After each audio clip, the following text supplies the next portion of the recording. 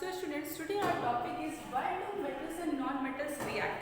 ठीक है, हम लोगों ने already chemical properties of metals discuss की है, physical property and physical properties of metals and non metals. ठीक है, we have already discuss that. So today our topic why do metals and non metals react. Exactly metals और non metals ये react करते क्यों हैं. ठीक है, आपने देखा होगा there are so many compounds of metals like for example HCl, NaCl, okay, H2O, CaO, okay, such type of many compounds are there. ठीक है, मेटल्स के बहुत सारे कंपाउंड्स होते हैं, इवन नॉन मेटल्स के भी बहुत सारे कंपाउंड्स होते हैं, like example MgO, Na2O.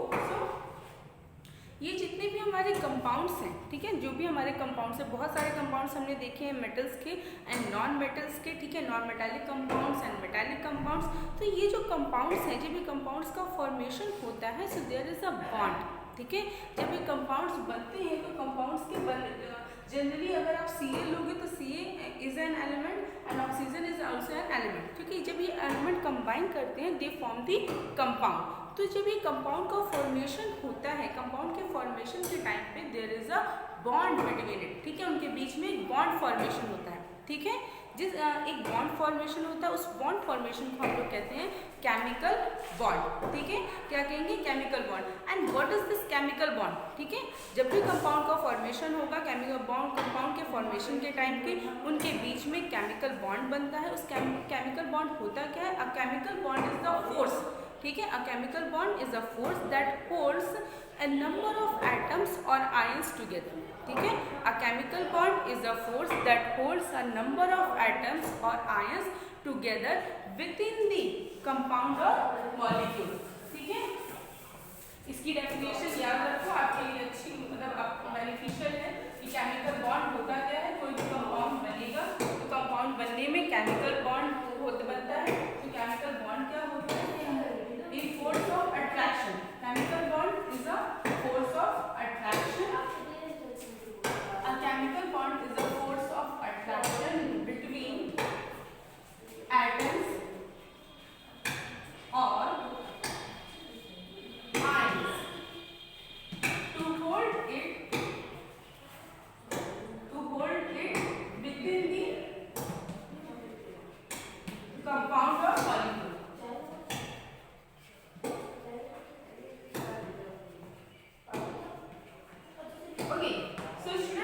Definition of chemical bond. Chemical bond कोई भी जो हमारा कंपाउंड बना है, तो कंपाउंड्स में जो भी आयंस हैं या एटम्स हैं उनको होल्ड करने के लिए जो उनके बीच में फोर्स ऑफ अट्रैक्शन होता है, that force of attraction is known as chemical bond.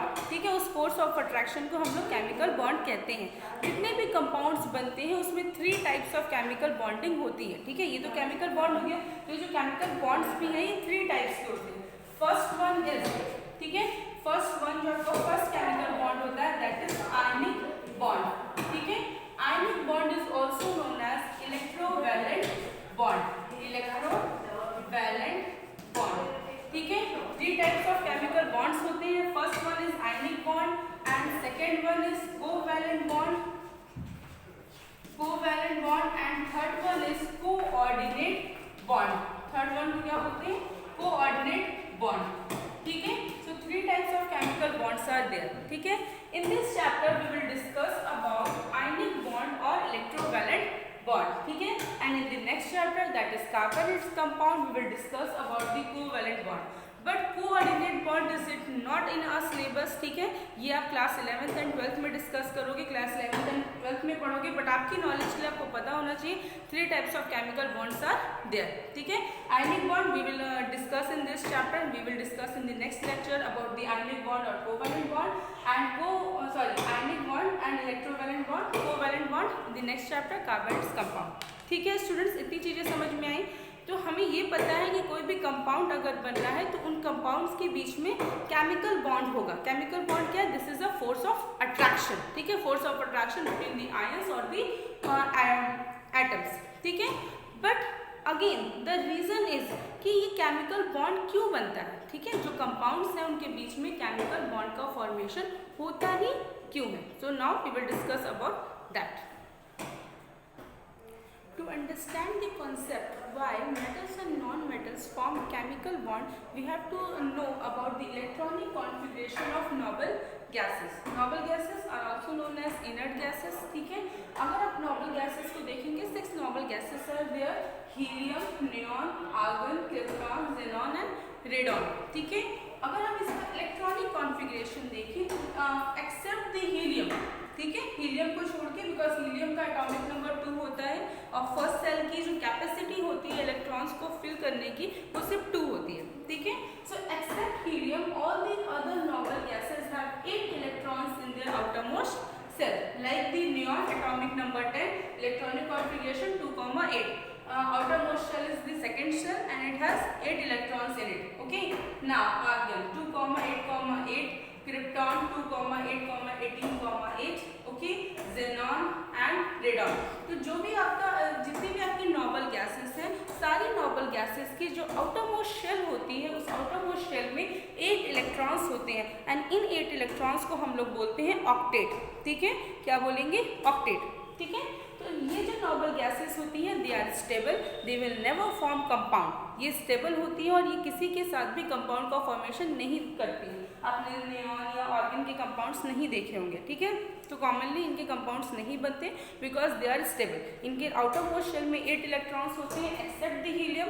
That's why हम कहते हैं कि ऑक्टेट, मतलब 8 इलेक्ट्रॉन्स मीन्स ऑक्टेट. इनका जो ऑक्टेट है वो कंप्लीट है. ऑक्टेट की मीनिंग होती है 8 इलेक्ट्रॉन्स. ठीक है, एक्सेप्ट द हीलियम जो कि डुप्लेट स्ट्रक्चर शो करता है. डुप्लेट स्ट्रक्चर क्यों शो करता है? द रीजन, क्योंकि उसके जो आपका हीलियम है उसमें सिर्फ के शेल होती है, मीन्स फर्स्ट शेल होती है और फर्स्ट शेल की कैपेसिटी सिर्फ 2 इलेक्ट्रॉन्स को फिल करने की होती है. तो हीलियम को छोड़ के बाकी सारी गैसेस के लास्ट उनका जो ऑक्टेट होता है वो कंप्लीट होता है. लास्ट शेल में 8 इलेक्ट्रॉन्स होते हैं, दे आर स्टेबल. तो जितने भी आपके अदर, ठीक है, जितने भी आपके other metals and non metals होते हैं, they try to complete their octet also. जिस तरह से नोबल गैसेस का ऑक्टेट कंप्लीट है, उसी तरीके से अदर्स जो मेटल्स या नॉन मेटल्स हैं वो भी ये ट्राई करते हैं कि उनका भी ऑक्टेट कंप्लीट हो जाए. और अपने ऑक्टेट को कंप्लीट करने के लिए they will form the compound. वो कंपाउंड्स का फॉर्मेशन करते हैं. ओके, नाउ अगर आपको ये इलेक्ट्रॉनिक कॉन्फ़िगरेशन समझ में आ गया, मतलब इलेक्ट्रॉनिक कॉन्फ़िगरेशन करना आपने क्लास 9 में सीखा है. मैंने सिर्फ आपको नोबल गैसेस का इलेक्ट्रॉनिक कॉन्फ़िगरेशन बताया. Noble gases we will discuss in the last chapter, that is periodic classification of elements में हम बहुत डिटेल में नोबल गैसेस के बारे में पढ़ेंगे. ठीक है, so students now see the electronic configuration of some metals. अब हम कुछ मेटल्स और कुछ नॉन मेटल्स का इलेक्ट्रॉनिक कॉन्फ़िगरेशन देखते हैं. ठीक है, now see the electronic configuration of metals like lithium, sodium, magnesium, potassium and calcium. at random मैंने कुछ metals लिए और उनका electronic configuration शो किया. lithium atomic number 3, electronic configuration 2,1. sodium 11, electronic configuration 2,8,1. magnesium atomic number 12, electronic configuration 2,8,2. like as potassium and calcium also. ठीक है, सो इसमें common चीज़ क्या है? जैसे हमने देखा था कि नोबल गैसेस में ये कॉमन था कि सारे जितने भी आपकी नोबल गैसेस हैं एक्सेप्ट द हीलियम, सबके लास्ट शेल में 8 इलेक्ट्रॉन्स थे.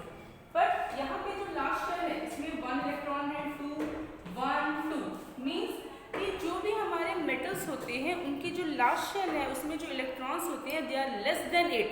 ठीक है, अब ये नहीं कह रहे कि सिर्फ 1 और 2 होता है, 3 भी हो सकता है, but they are less than the 8. Metals का अगर आप इलेक्ट्रॉनिक कॉन्फ़िगरेशन करोगे तो उसकी लास्ट शेल में जो आपके इलेक्ट्रॉन्स आएंगे it is always less than 8. वो इलेक्ट्रॉन्स हमेशा 8 से कम होंगे. अगर हम कुछ नॉन मेटल्स की बात करें, ठीक है, अगर हम कुछ एग्जाम्पल लेते हैं नॉन मेटल्स का, लाइक ऑक्सीजन. ऑक्सीजन आपका नॉन मेटल है, O, इसका एटॉमिक नंबर होता है 8. अगर हम इसको इलेक्ट्रॉनिक कॉन्फ़िगरेशन करेंगे 2,6.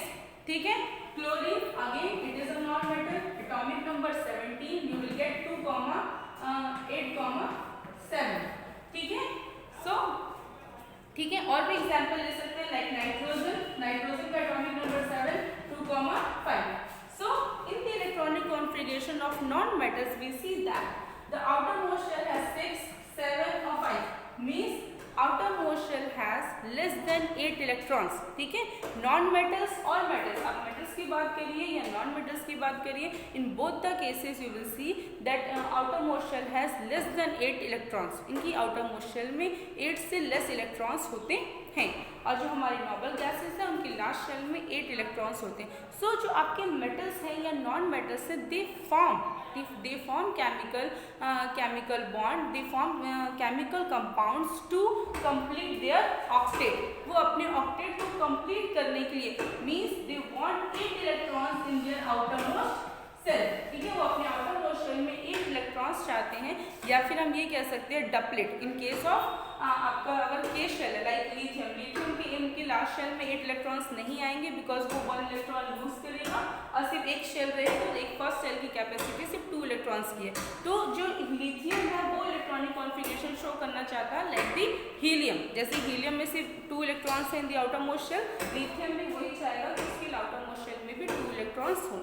दैट मीन्स क्यों आपके जो मेटल्स या नॉन मेटल्स कंपाउंड का फॉर्मेशन कर रहे हैं, they form compound, they form chemical bond to complete their octet and they want the stability like the noble gases. जिस तरह से नोबल गैसेस स्टेबल है वो भी उतना ही स्टेबल होने चाहते हैं, that's why they form the compounds. ठीक है स्टूडेंट्स, आई होप ये पॉइंट आपको समझ में आया। Why metals and non metals react, metals and non metals react क्यों करते हैं, they react to complete their octet and form the stability of noble gases. ठीक है, नोबल गैसेस की स्टेबिलिटी पाना चाहते हैं, दैट्स वाई वो कंपाउंड्स का फॉर्मेशन करते हैं। अगर मैंने आपको पहले मेटल्स या नॉन मेटल्स चैप्टर में स्टार्टिंग की वीडियोस में मैंने आपको बताया था कि जनरली मेटल्स वो होते हैं जो कि इलेक्ट्रॉन्स को लूज करेंगे, they lose electrons and gain cation means positive ion, ठीक है, and non metals they gain electrons and form the anions. तो अगर ये हमारा मेटल ये इलेक्ट्रॉन को लूज करता है, अगर लास्ट शेल में 1 इलेक्ट्रॉन है तो ये 7 इलेक्ट्रॉन्स तो किसी से ले नहीं सकता मेटल, तो इसका करना क्या पड़ेगा, इसे 1 इलेक्ट्रॉन लूज करना पड़ेगा। अगर मेटल ने 1 इलेक्ट्रॉन को लूज कर दिया तो उसकी आउटर मोस्ट शेल ये सेकेंड वाली शेल होगी, suppose in case of sodium, तो इसका ऑक्टेट जो है वो कंप्लीट हो जाएगा। बट होगा क्या कि उसने 1 इलेक्ट्रॉन तो लूज कर रहे हैं और नॉन मेटल के केस में लास्ट शेल में 6 है, इसको 8 करना है तो वो 2 इलेक्ट्रॉन्स गेन करेगा। क्लोरीन को अगर लास्ट शेल में 8 इलेक्ट्रॉन्स चाहिए तो 1 इलेक्ट्रॉन गेन करेगा। मेटल्स इलेक्ट्रॉन लूज करना चाहते हैं और नॉन मेटल्स इलेक्ट्रॉन गेन करना चाहते हैं। अगर ये इलेक्ट्रॉन को लूज करते हैं तो इलेक्ट्रॉन लेने वाला भी तो कोई चाहिए, ठीक है, तो इलेक्ट्रॉन लेगा कोई दूसरा मेटल तो इलेक्ट्रॉन लेगा नहीं क्योंकि उसके पास भी एक एक्स्ट्रा इलेक्ट्रॉन है, ठीक है। तो अगर ये मेटल इलेक्ट्रॉन लूज कर रहा है तो नॉन मेटल्स होंगे जो इलेक्ट्रॉन्स को गेन करेंगे, that's why metal and non metal react. Non metal electron lose करेगा और नॉन मेटल उस इलेक्ट्रॉन को गेन कर लेगा और दोनों का जो ऑक्टेट है वो कंप्लीट हो जाएगा, ठीक है, ठीक है, ये कंडीशन समझ में आई, that's why they form the chemical bond, they form the chemical compounds. Clear students, I hope आपको सारे पॉइंट समझ में आ गए होंगे। Okay students, thank you.